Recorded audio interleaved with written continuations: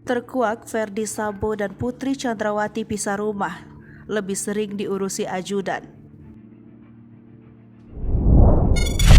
Sidang kasus pembunuhan Brigadir J mengkuak fakta baru soal Verdi Sambo dan Putri Chandrawati.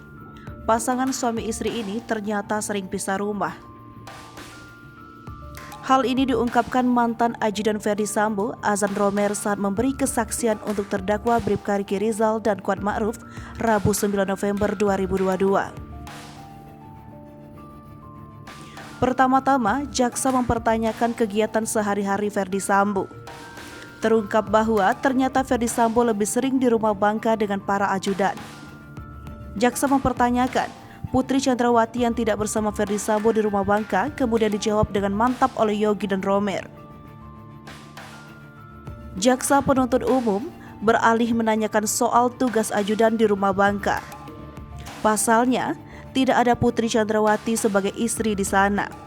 Hal ini jadi pertanyaan siapa yang menyiapkan semua keperluan kerja Verdi Sambo. Ternyata Putri Chandrawati tak siapkan keperluan kerja Verdi Sambo dan lebih sering diurusi ajudan. Apakah rumah tangga Verdi Sambo dan Putri Chandrawati sebenarnya tak baik-baik saja?